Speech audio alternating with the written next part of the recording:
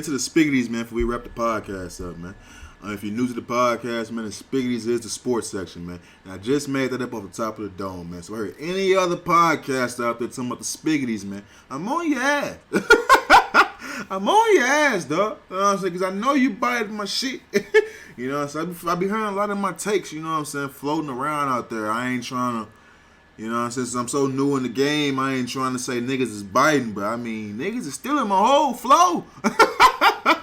You know what I'm saying? But nah, man, let's get into the sports, man, before we wrap the podcast up, man. I don't want to make this podcast too long for you guys this week.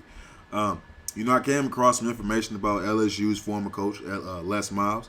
Les Miles was banned from contacting female students after being accused of texting them, taking them to his condo and making them feel uncomfortable, according to an internal investigative report that was obtained by USA Today. I wasn't too surprised when I seen this information. Not saying this about Les Miles. I don't know anything about Les Miles, you know what I'm saying, as a person or anything personally about him off the field. You know, so I just know him as being the head coach of LSU, now being the former head coach of LSU. I'm not surprised about, you know, coaches, you know, in sports, you know what I'm saying, in college, you know, having interactions with female students and female athletes.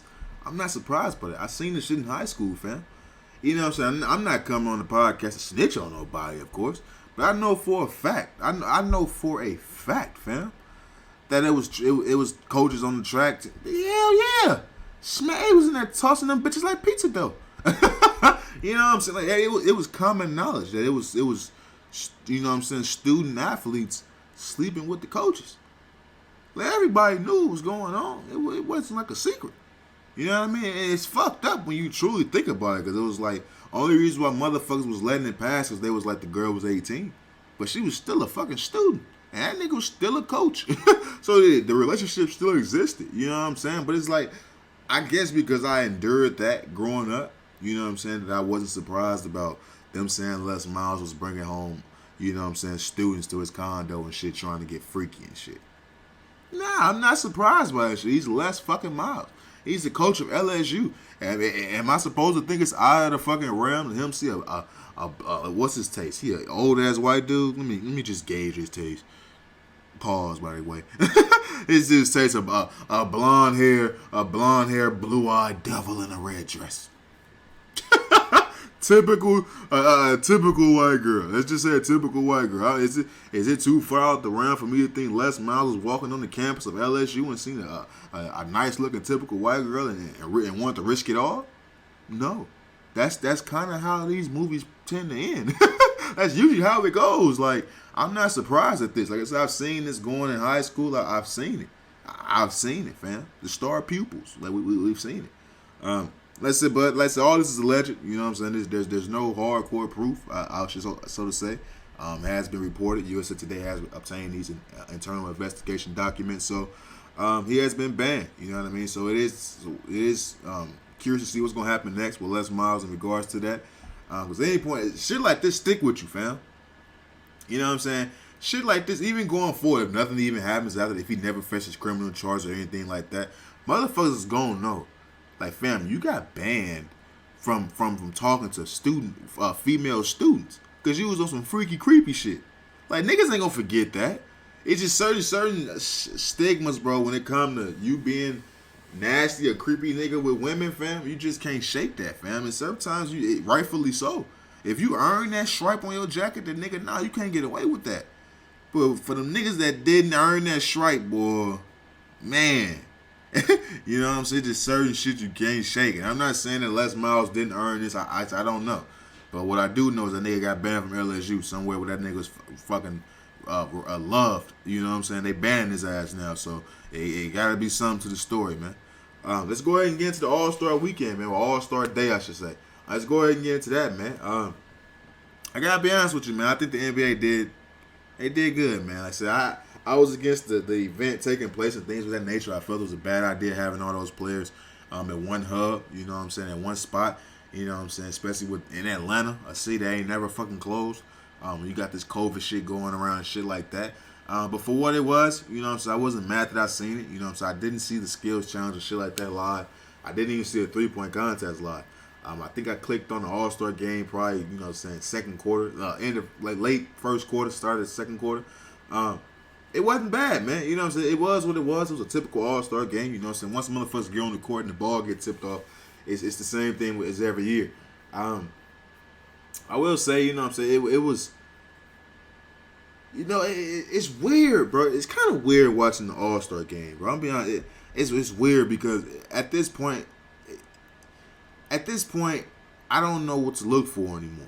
You know what I'm saying? When you was a kid watching the All-Star game, you love to see your favorite players on the court. You know what I'm saying? You marvel at all the alley-oops. You marvel at the motherfucking the breakaway dunks and shit like that. You love that shit as a kid growing up. But once you hit a certain age, bro, and you feel like you've already seen the cream of the crop, you've seen the best players to ever touch a basketball player.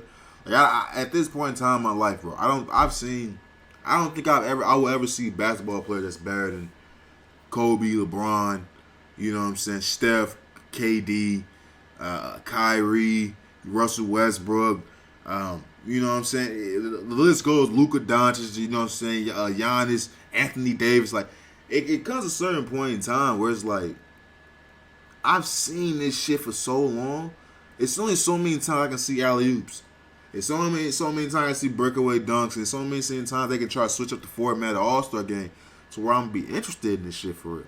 Like, I caught myself watching it. I didn't know why I was watching it. Like, as much as I'm saying it was a decent, you know what I'm saying, event, I didn't know why the fuck I was watching shit. I literally didn't have shit else to do. So it was weird seeing, you know what I'm saying, Steph put on this shooting performance and Dame shoot from half court and shit like that. Like, yeah, that shit dope.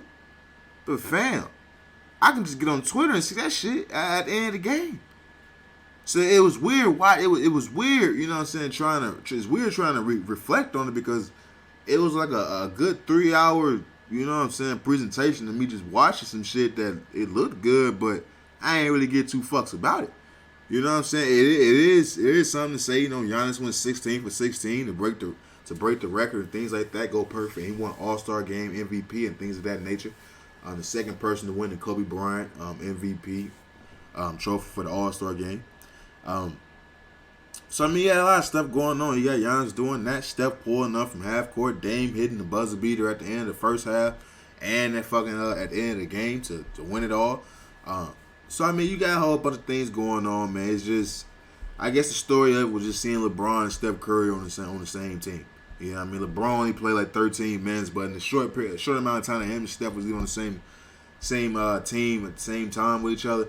That's just a moment for the NBA. Like I said, the NBA is a soap opera show right now. They're looking for moments. You know what I'm saying? So to see Steph getting an assist pass from LeBron, he's shooting, and Steph shooting from half court to make that motherfucker, that's a moment. You know what I'm saying? And you got LeBron throwing up the chalk and things like that, and Steph right up under him and things of that nature. Them both being born in the same hospital in Akron and things of that nature.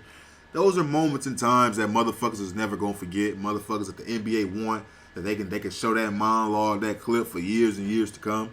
Like I said, they want to see LeBron and Zion type shit. They want to see something like that every motherfucking All-Star game. Whenever you get these stars together, you want them to get some type of storyline to try to carry on that year for the years to come. So it was just nice to see, you know what I'm saying? Somehow, some way, Bron always pick a low-head ass team, bro. I don't know how he does it. It's like both these niggas, they get chances to pick the team. And it's like, I don't know if the other niggas just don't be wanting to pick certain niggas, but it's always like LeBron picked the stacked ass team. Now, how the fuck you get LeBron, Steph, Luka, Damian Lillard, you know what I'm saying, Giannis, all these niggas on one team? You know what I'm saying? Joker and shit like that. All these niggas on one team? And it's like, nigga, Bron just keep doing shit. He gonna be a hell of a GM if he ever decide to do some shit. That nigga be picking the fuck out these teams, don't he? He definitely he's showing some shit that Michael Jordan couldn't fucking do. But always sticking with sports, man. Let's touch on Meyers Leonard. Meyers Leonard got suspended from the Miami Heat, you know, indefinitely for saying some anti-Semitic slurs on his Twitch stream while he was gaming. I think he was playing Call of Duty or some shit. He said some anti-Semitic things and things of that nature. And the Miami Heat, I ain't release him for their team or anything like that. He'll be away from the team indefinitely. He was better off saying nigga, bro. I'll be honest with you, bro. I came on this podcast before on past episodes and I said, you know, I wish that white people felt the way how they feel about, what I'm saying, Jewish, anti-Semitic terms and things of that nature. I wish they felt the way about black people the way they felt about that. And if they did, the world would be perfect. Because you can't say shit bad. You can't say shit bad. You can't say nothing bad about Jewish people. You can't say nothing anti-Semitic. Which you shouldn't in the first place with the anti-Semitic things. But you can't have a slip of the tongue with those things, man. They will get your ass the fuck up out of here. And he learned the hard way. You know what I'm saying? He was better off just saying nigga. If he would have said nigga, he would have got his ass whooped and got a little 5-10 game suspension. Or he would whoop the fucking do. But when you send the anti-Semitic shit, now they taking your ass away from the team for an indefinite amount of time. And who's to know if you're going to get paid for this shit? They may dock a little bit of your pay because you ain't going to be playing no games.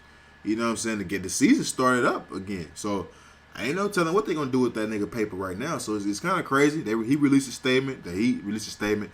I'm not going to read that shit on the podcast, man. It was just kind of crazy to me that they got rid of him indefinitely for the time being because he said those things. And don't get me wrong, there's some foul ass shit to say. But it's like, when I seen Riley Cooper, what's his name? Riley Cooper? What was the nigga name that played for the Eagles, the wide receiver, white dude? I think it was Riley Cooper, if I'm not mistaken. You know what the fuck I'm talking about. He said nigga, you know what I'm saying? And don't get me wrong, the NBA and the NFL are two different organizations. They handle shit different, clearly. But it's just like, Riley Cooper didn't get, suspended from the team indefinitely. You know what I'm saying? He was cool. He was out there next week, if I'm not mistaken. So it's like, I get sometimes a slip of the tongue, but sometimes it's just proof that, bro, it's just certain shit you can't say, certain shit you can say, it seems. Like, there shouldn't be that fucking big of a difference between anti-Semitic slurs and white people saying nigger and shit like that, bro. It's the same shit, fam. Like, it's the same shit. You can't tell me 2 + 2 don't equal 4, fam. You can't. Like, what the fuck? It don't equal 13 all of a sudden. But it's just funny because he's better off just saying nigga, bro. He's better off saying nigga, shooting his fade with Jimmy Butler, getting this little 2 to 5 game suspension. He would have been good. But now his ass sitting at home don't know what the fuck to do. He don't know what the fuck going on, man. Moving on, man. Let's get into music, man. Bruno Mars and Anderson .Paak, you know, since the last time I dropped the episode, they dropped a single. Look, man, I'm going to go on record and say it, bro. I think Bruno Mars very well may be the best musician since Prince. Of course, I'm not saying he's on Prince level. Prince is God-like to me. But when it comes to musicians, bro, I don't know if it's a one artist who music hit my soul like Bruno Mars, fam. And I don't got no Bruno Mars music on my phone. It's just every time I've heard Bruno Mars music, nigga, I just start dancing like it's the motherfucker me 60s. I mean, that motherfucker swinging and shit. I mean, that motherfucker jumping there, clicking my heels together and shit. Like, you would think I'm motherfucking me back in Brooklyn and back in 1908 or some shit. Like, this shit crazy, fam. But Bruno Mars, bro, I just think he's extremely talented. I'm a huge fan of Anderson .Paak as well. Didn't like his last album, Oxnard, I believe it was, but I'm a huge fan of Anderson .Paak. The song is amazing, bro. I know the song word for word already. I just think they are very dope, man. I can't wait for that project to fully come out. I think that's going to be an amazing album. They call it Silk Sonic, I think. That's the name of the group they game right now. So it's a phenomenal song, man. It's a phenomenal song, two phenomenal artists. So I just can't wait for that album to drop. What else? Well, Drake dropped Scary Hours Part 2. Man, I ain't gonna lie, bro. I ain't gonna fake it. It's gonna shock a lot of people. I'm not the biggest Drake fan in the world, fam. I was a fan on So Far Gone and shit like that. But it's like, I'm one of those cliche niggas. Once a rapper hit mainstream, I ain't fucking with him. He changed. That's how I was with Drake, bro. I'm not gonna lie. And it's like, this is the first time I can honestly say I'm anticipating a Drake album. The first time I can honestly say that shit, bro. It wasn't always like that. It wasn't always the case. This Scary Hours 2, this little 3-pack with the What's Next, the song with Lil Baby, and the song with Rick Ross. Oh, that shit hard. Oh, that shit flames. Oh, that shit was fucking phenomenal, bro. So I'm really anticipating this album, bro. Certified Lover Boy.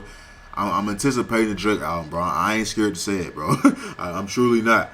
Moving on, man, to the movie of the week. Movie of the week is a little docuseries I found on Hulu, man. It's the Casey Anthony doc on Hulu.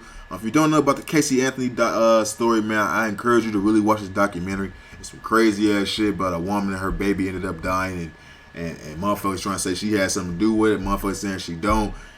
she out right now, so I just encourage everybody to watch the doc, man. If you really don't know much about the Casey Anthony story, and even if you do, man, I still encourage you to watch the doc because there may be some shit in this doc that you haven't seen or that you didn't know. Because the story truly is crazy, bro. I don't understand how the grandparents are still together. I don't get that shit, bro. If I got a child and my child is you know what I'm saying, accused of murder or some shit, and within that trial, I in my mind, I know they did the shit, and even during that process, they throw me under the bus. They lie and say I had something to do with the shit. That's how I know they did the shit. And my significant other is still defending them and taking up for them and lying for them and shit like that. I don't see how I can be with that person, fam. I just don't see how I can do it, fam. But the grandparents are still together, man. It's a crazy ass fucking story, man. I encourage everybody to watch that shit, man. It's on Hulu. It's a wild, sad ass story, man. Rest in peace to that little girl, man. Real talk. Moving on to my favorite segment of the podcast, man, the Love Thy Hero segment. This week's Love Thy Hero is Chris Paul, man. I want to say shout out to Chris Paul for everything he's done off the court, you know what I'm saying, for the shit he's done for HBCUs and things of that nature, man. Nothing short of phenomenal, you know what I'm saying. He's been doing it for a long ass time now, wearing HBCU gear and shit like that to the games and things of that nature. And everything he's been doing behind the scenes and making sure he's shown light to HBCUs and things of that nature has been nothing short of phenomenal. It's big because growing up, I didn't know the difference between HBCUs and regular schools, bro. I just didn't. I thought they were just all schools. I didn't know the significance between the two. Of course, you know about fucking Morehouse and Spelman and shit like that, but those are the only two you heard about. You know, I just thought that was some shit that was going on down there in Atlanta, fam. I didn't think that was some shit, I mean, in Georgia. I didn't think that was some shit that was really, you know what I'm saying, going on nationwide, things like that. So, with him doing the things that he's been doing, man, it's really opened my eyes and made me, you know what I'm saying, wish that I took that route. And if I ever were to have kids and if they want to go to school and things like that, I would encourage them to go to an HBCU just because of all the work that Chris Paul has done opening my eyes, you know what I'm saying, to HBCUs and giving me education on what's going on with that situation, how we can uplift that and better ourselves and better our culture through HBCUs. That's all I got for you guys this week, man. I want to say shout out to everybody, man. You know what I'm saying? It's been tapped in with your boy, tapped in joining this conversation this week. It's been tapped in joining the conversation all 34 motherfucking weeks, man. You know what I'm saying? Everybody supporting the podcast. You know what I'm saying? I truly appreciate that shit. Make sure you rate, review, subscribe to the podcast wherever you can. Subscribe to the YouTube channel, man, Until FN. Rate, like, subscribe, ping, all that bullshit. Do all that, man. I truly appreciate that. But you know I give it up on this side, man. It's all love these ways. Never let them sidetrack you with the bullshit. Stay safe, stay sharp, stay sane. And shit, you know where I'll be at next week, man. I'll be right here giving y'all this real shit, man. I'll holler at y'all next week, man. Peace.